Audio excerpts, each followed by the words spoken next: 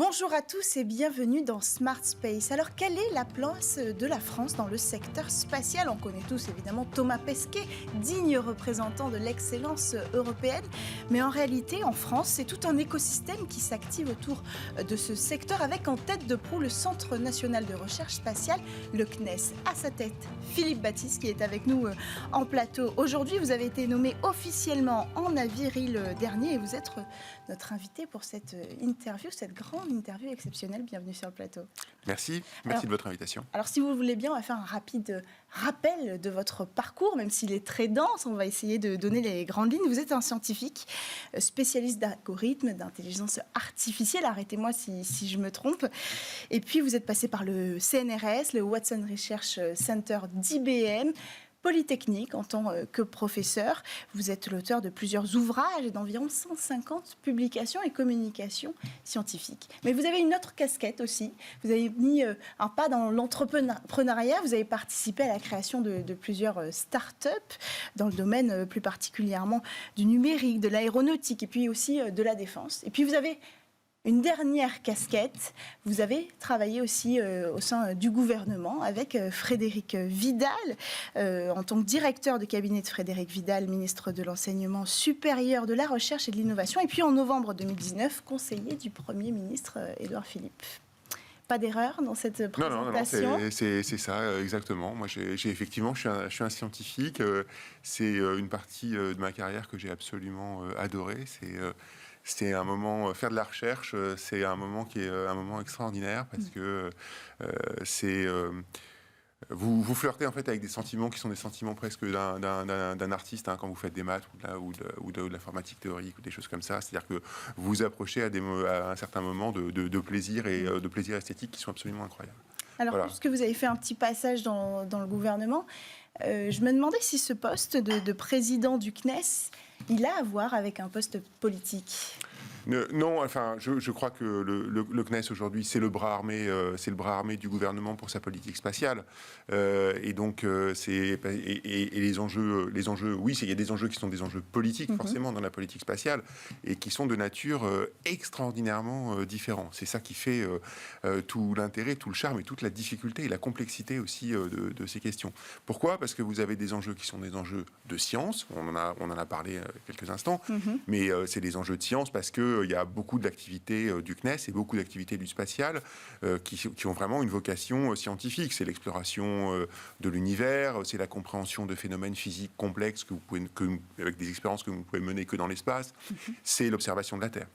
Vous avez des enjeux qui sont des enjeux de défense, de stratégie. C'est simplement la protection de nos assets spatiaux, c'est la surveillance, télécommunications, etc. Donc c'est vraiment des enjeux de défense.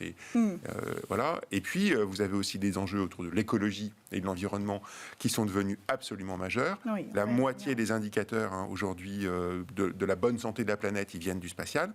Et puis quatrième dimension, vous avez maintenant des enjeux business qui sont fondamentaux autour du spatial. C'est-à-dire que ça devient un vrai champ de l'économie. Donc vous voyez, en fait, on a 4 grands enjeux politiques qui sont extraordinairement structurants dans le champ du spatial. On va revenir ensemble sur tous ces enjeux. On va prendre le temps d'aborder tous ces points. Mais d'abord, j'aimerais quand même démarrer avec une réaction sur l'actualité de la semaine. On parlait d'enjeux politiques, diplomatiques presque, avec le tir anti-satellite russe qui a eu lieu mardi dernier, et puis qui a provoqué une forte réaction, notamment de la part de la France. Florence Parly a qualifié cette manœuvre de saccage de l'espace. À quel moment, Philippe Baptiste, peut-on justifier ou non de tester des armes de défense dans l'espace ? C'est un test qui est assez irresponsable. Alors, il faut comprendre pourquoi. On est sur certaines orbites, sont des orbites où il y a déjà énormément d'objets qui sont en orbite. En particulier les orbites basses, c'est-à-dire celles sur lesquelles le test a été fait. Pourquoi ? Parce que c'est des orbites qui sont très intéressantes, donc tout le monde envoie ses satellites au même endroit, et donc forcément, c'est encombré. Et c'est encombré, ça veut dire quoi ? Ça veut dire qu'il y a des risques de collision, ou des risques d'incidents, voilà. Alors, les collisions, en fait, pour les éviter, qu'est-ce qu'on doit faire ? On doit déjà avoir une compréhension de l'environnement spatial, c'est-à-dire savoir en gros où est chaque objet, chaque satellite, mais aussi chaque débris, et être capable de mettre en place des procédures d'évitement. Donc c'est très complexe. tous les satellites n'ont pas été conçus pour ça initialement. Enfin, donc c'est vraiment quelque chose qui est bon. Quand vous générez des débris, vous augmentez mécaniquement la probabilité d'autres collisions après.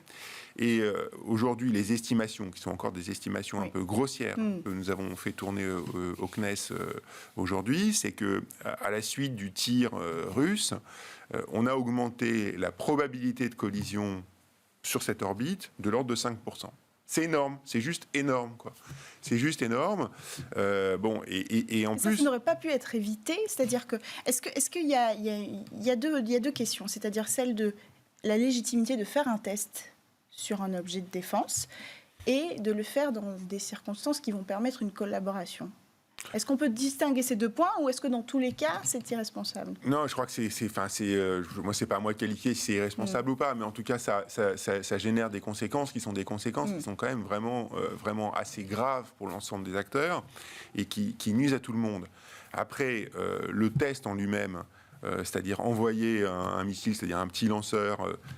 Technologiquement, c'est pas quelque chose d'extraordinaire. Hein. Je veux dire, faut vraiment relativiser. C'est-à-dire que on peut avoir l'impression, on se dit c'est extraordinaire, ils sont capables d'aller. Ça n'importe personne dans le. D'autres ont été capables de le faire avant. L'Inde, la Chine, les États-Unis. Exactement, ça n'impressionne personne dans le milieu, milieu de voilà. C'est pas vraiment le concours d'orbite qui a été présenté Non, c'est pas un sujet technologique. C'est juste une démonstration de puissance. C'est pas autre chose. Hein. C'est pas autre chose. Les conséquences de ça, elles sont quand même, c'est très très mauvais pour l'ensemble du secteur. Alors, on va revenir sur le secteur justement et sur la place de la France. Est-ce que vous pouvez nous expliquer, nous donner les détails ? D'abord, on a vu ensemble cette stratégie que vous avez développée avec ces 4 enjeux importants. Quelle est la position globalement de la France aujourd'hui dans le secteur spatial ? La France est une puissance spatiale historique mondiale, hein, puisqu'on a fait partie des pionniers. Le CNES va fêter ses 60 ans. Donc voilà, on est là depuis longtemps. Je pense qu'on a été vraiment le moteur de l'Europe spatiale. Aujourd'hui, je crois qu'on est toujours la première grande puissance européenne spatiale, avec nos amis allemands puis nos amis italiens qui sont avec nous. Je pense qu'on est vraiment encore en position de leadership. Après, la vraie question, maintenant, les enjeux. Il faut savoir qu'il y a de plus en plus d'acteurs sur le spatial. Oui. Beaucoup d'États aujourd'hui investissent dans le champ du spatial parce que les coûts sont plus bas, c'est plus facile de rentrer dans le secteur. Donc beaucoup d'États, mais aussi beaucoup d'entreprises privées qui rentrent. Donc beaucoup de concurrence. Et ça veut dire aussi très clairement, l'enjeu il doit se jouer au niveau européen. Notre ambition, elle doit se poser au niveau européen. Et je pense que le grand sujet aujourd'hui du spatial en Europe, c'est quelle est l'ambition politique pour l'Europe du spatial de demain. C'est ça le vrai sujet. Donc il y a un objectif du CNES de faire naître un champion qui va venir concurrencer SpaceX, Blue Origin, Rocket Lab aussi. C'est un objectif, c'est le rôle du CNES de faire ça ? Alors, je voudrais... pendant très longtemps, le CNES a fait les lanceurs, hein, donc Ariane, etc. Aujourd'hui, c'est vraiment Ariane Group qui tient le stylo, qui construit le lanceur. Est-ce qu'il vous donne plus de place pour d'autres projets ? Bien sûr, et puis ça veut dire qu'on collabore aussi avec eux, et c'est très actif et assez efficace, je crois. Je crois qu'aujourd'hui, le seul concurrent de SpaceX aujourd'hui dans le monde, il n'y en a qu'un, c'est Ariane Group. C'est-à-dire que, comme gros lanceur aujourd'hui dans le monde, qui a une capacité commerciale, qui a la robustesse, etc., c'est Ariane 5. Il y a SpaceX, c'est Ariane 5, et demain, Ariane 6. Ce qui a changé au cours des années, des 10-15 dernières années, c'est qu'effectivement, on est passé d'une position où on avait un vrai leadership. Les Américains avaient de sérieux problèmes puisqu'ils n'avaient plus la navette spatiale, donc ils avaient des problèmes de lanceurs. SpaceX n'était pas là, et donc l'Europe spatiale avec Ariane était en position très très forte sur le marché. On est aujourd'hui plus dans une position de challenger, hein, c'est-à-dire que effectivement, alors Ariane 6 va arriver, mais n'est pas encore là. Donc on est encore sur une génération Ariane 5 qui a incontestablement plein de qualités. En termes de robustesse et de qualité, elle est... Et de fiabilité. Et de fiabilité, c'est une horloge suisse. Hein. C'est... Bon, je croise les doigts, mais c'est vraiment un très très bon lanceur, mais c'est un lanceur qui est cher. Ouais. Donc on a un problème de coût. Ariane 6 va arriver. Ariane 6 est beaucoup moins cher, sera compétitif, va trouver sa place sur le marché commercial. Mais alors vous dites que Ariane 6 ce sera sans aucun doute le concurrent direct de SpaceX est le seul. Mais Ariane 6 n'est pas réutilisable. Oui. Il faut le dire. Aujourd'hui, on en est à ce stade-là dans les lanceurs, ce qui réduit énormément le coût. Justement, c'est ça. Qu'est-ce qu'on attend d'elle, en fait? Parce qu'elle n'est pas réutilisable, elle n'aura pas les mêmes compétences que ni Falcon 9 ni Falcon Heavy en termes de capacité d'emport. Alors, qu'est-ce qu'on va attendre d'elle? Alors, en fait, la question, quand vous faites un lanceur, c'est la question, à la fin, ce qui va compter, c'est effectivement les capacités d'emport d'un côté et puis les coûts de l'autre. Après, la technologie que vous utilisez derrière, c'est-à-dire qu'est-ce que vous faites du réutilisable, est-ce que vous faites de la poutre ou de la propulsion, enfin, voilà. C'est quelque part, c'est des enjeux qui sont des enjeux technologiques qui peuvent être spectaculaires parce qu'on adore voir se reposer au premier étage. Hein. Oui, mais ça réduit les coûts. Ben, ça dépend. Est-ce qu'on a une autre solution pour réduire les coûts? Non, mais ça dépend fondamentalement en fait du nombre de tirs que vous faites. C'est-à-dire qu'en fait, soit vous avez un lanceur que vous utilisez énormément, et à ce moment-là, la question de la réutilisabilité, elle est évidente et elle est incontournable. Soit vous êtes sur des cadences qui sont des cadences un peu plus faibles, et à ce moment-là, la question peut être ouverte. Alors, je ne suis pas du tout en train de dire que... Enfin, je pense que dans les grands enjeux technologiques, et là où le point, effectivement, où on n'a peut-être pas fait le bon pari assez tôt, c'est qu'on n'a pas fait le bon pari de la réutilisation, c'est très clair, et c'est un enjeu majeur, et il faut que l'Europe soit capable, dans les années qui viennent, de maîtriser cette technologie. Le président de la République a annoncé 2025 un nouveau mini-lanceur qui va arriver, qui va compléter la gamme, qui sera un nouveau lanceur qui sera un nouveau lanceur réutilisable avec de la propulsion liquide. Et c'est bien le but du jeu. Hein. Le but du jeu, c'est d'avoir justement, c'est de maîtriser cette technologie parce que c'est une technologie clé. Ça ne veut pas dire que le successeur d'Ariane 6 sera réutilisable. Je pense qu'il faut se laisser complètement faut laisser la porte très ouverte. On ne met pas en péril le carnet de commande en choisissant cette stratégie-là. Non, alors le carnet de commande se construit. Le carnet de commande d'Ariane 6, aujourd'hui, Ariane 6 n'a pas encore volé, donc c'est bien un lanceur pour que le carnet de commande se remplisse bien. Il faut qu'il ait déjà fait ses démonstrations. Mais je ne suis pas du tout inquiet pour le carnet de commande, les premières années du carnet de commande d'Ariane 6, parce que je pense qu'il y a énormément de prospects, parce que de toute façon, le marché a besoin d'avoir plusieurs lanceurs. Ça, c'est quelque chose qui est important. C'est-à-dire que le marché n'a pas envie de se retrouver aujourd'hui dans les mains d'un seul lanceur. Donc je suis pas du tout inquiet pour Ariane 6. Je suis plutôt confiant. Maintenant, la question, c'est comment est-ce qu'on prépare l'avenir. Et donc vraiment, la stratégie, c'est d'abord maîtriser le réutilisable avec un petit lanceur réutilisable. En encourageant aussi donc ce nouvel écosystème du New Space, des startups qui éclosent. Ça laisse cette place-là finalement, ce nouvel écosystème. Alors absolument. Je pense qu'aujourd'hui, ce qu'on voit et ce qui est très frappant, c'est de voir le spatial devient un enjeu économique majeur.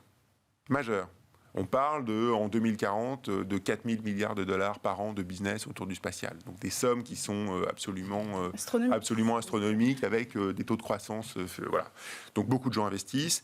Et ce qui est très intéressant, c'est de voir qu'en fait les nouveaux acteurs qui arrivent, ils viennent beaucoup du numérique, beaucoup aussi du lean manufacturing, c'est-à-dire de gens qui sont capables de produire à bas coût. Hein, donc, voilà. Et ça fait un mélange qui peut être assez détonnant et assez intéressant. Et disruptif et qui permet de réduire les coûts. Oui. Alors, c'est sur toute la chaîne du spatial qu'on va avoir ces nouveaux acteurs, qu'on a ces nouveaux acteurs aujourd'hui. Et un des enjeux majeurs et une des priorités du CNES aujourd'hui, et je crois de tout le gouvernement, c'est vraiment d'arriver à les faire émerger et qu'ils prennent leur place et qu'ils deviennent de nouveaux champions. Et non pas de nouveaux champions forcément pour remplacer les anciens champions, c'est qu'on est dans un business qui est en pleine expansion. Oui. Donc j'ai envie de dire exactement. Voilà, c'est ça. Donc, je le dis pour vous. C'est exactement ça. C'est pas le sujet. Oui. Alors, en fait, si vous regardez bien, il va y avoir, à mon avis, énormément de croissance sur ce qu'on appelle le downstream, c'est-à-dire en gros. Oui. Toutes les données, d'accord, les données du spatial et comment est-ce que j'utilise les données du spatial pour faire de nouveaux services, de nouvelles applications, pour construire de nouveaux, enfin voilà. Bien sûr, et ça, honnêtement, je pense que ça va exploser dans les mois ou dans les années qui viennent. Pourquoi ?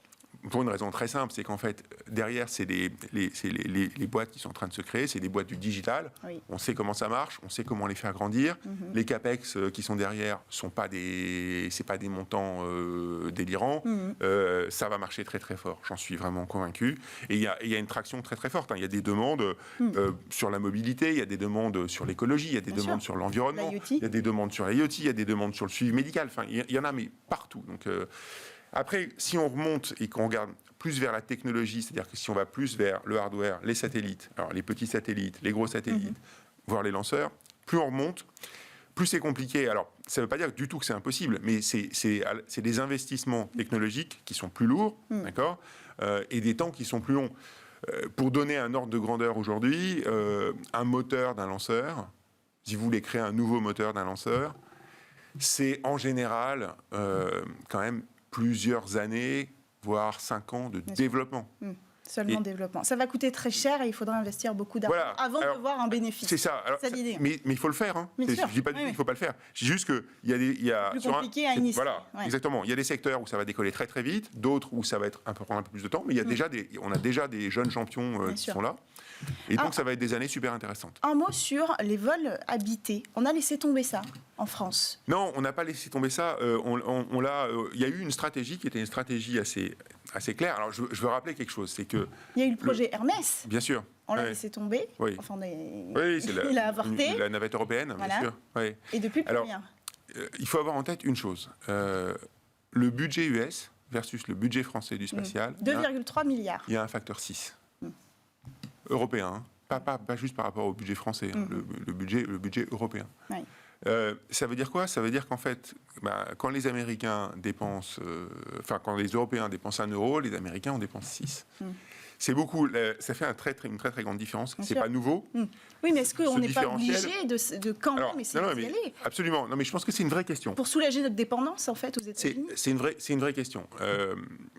La question du vol habité, donc la stratégie européenne a toujours été de dire jusqu'à maintenant, tout ça c'est très cher, moi je préfère voler soit avec les Russes, ce que nous en France on a beaucoup fait pendant très longtemps, soit avec les Américains, avec la navette, sur SpaceX aujourd'hui, et ça permet des choses géniales, on va sur l'ISS, on contribue financièrement au fonctionnement de l'ISS, vous avez mentionné Thomas Pesquet, qui est juste un ambassadeur extraordinaire du spatial, et donc il suffit de penser à lui pour voir tout le monde se réjouir. Donc c'est c'est pas d'actualité pour l'instant. Je pense que c'est une vraie question. Parce que pourquoi c'est une vraie question? Parce qu'aujourd'hui, la Chine, l'Inde, la Russie, les États-Unis ont des programmes avec des vols habités. L'Inde va lancer son premier astronaute en 2023, donc vraiment dans pas très longtemps, sur un lanceur indien avec une capsule indienne. Donc tout ça est quand même, voilà, on ne peut pas ne pas voir ça. Moi, qu'est-ce qu'on fait alors? Je pense qu'il faut qu'on y réfléchisse. C'est le bon moment. C'est le bon moment. Il y a une conférence ministérielle de l'ESA qui va arriver dans dans un an. Dans un an tout pile. Dans un an, exactement. C'est le moment de la présidence française de l'Union européenne. Je pense que c'est un moment où il faut qu'il y ait une ambition collective mais c'est une ambition politique avant tout. C'est-à-dire faire du vol habité. Moi, je veux être très, très clair et très franc. On ne fait pas du vol habité uniquement pour des raisons scientifiques. Si on fait du vol habité, effectivement, oui, ça aura un impact sur notre science ou sur notre technologie. On va apprendre des choses, etc. Mais par rapport au coût dont on est en train de parler, le vrai sujet n'est pas là. Le vrai sujet, c'est pas tellement la science ou la technologie. Le vrai sujet, c'est une question de désir européen, de désir collectif, de se projeter, de découvrir, d'explorer. C'est une question d'ambition. Exactement, c'est une question d'ambition. Voilà, donc c'est ça. Je pense que c'est ça le vrai sujet. Et puis après, moi, je pense qu'une chose qui a aussi beaucoup changé ces dernières années, en dehors du fait que beaucoup de pays y vont et que la concurrence devient maintenant forte, c'est tout simplement qu'on a aussi plein de nouveaux acteurs, toutes ces entreprises, toutes ces startups, tous les industriels qui sont sur le secteur, mais ils proposent des idées qui sont vraiment sur le sujet parfois très déconcertantes, mais très disruptives, surprenantes, avec probablement des capacités de faire du vol habité pour des coûts qui sont bien moindres que ceux qu'on a imaginés jusqu'à maintenant, avec des grands programmes menés par des agences comme on l'a toujours beaucoup fait. Donc si on résume, poussons cet écosystème et on aura des belles idées qui pourront peut-être nous permettre d'arriver au bout de nos ambitions. Exactement. Merci beaucoup Philippe Baptiste d'être venu sur le plateau de Smart Space, président du CNES, il faut le rappeler. Vous reviendrez sur notre plateau, on a encore beaucoup de choses à évoquer, notamment le rôle du CNES dans la COP26 et plus largement dans cette course pour la protection de l'environnement. On en reparlera sur Smart Space. Merci à tous de nous avoir suivis. C'est la fin de cette émission. C'est la fin aussi de Smart Tech. Vous retrouvez votre émission dès lundi sur Bismart.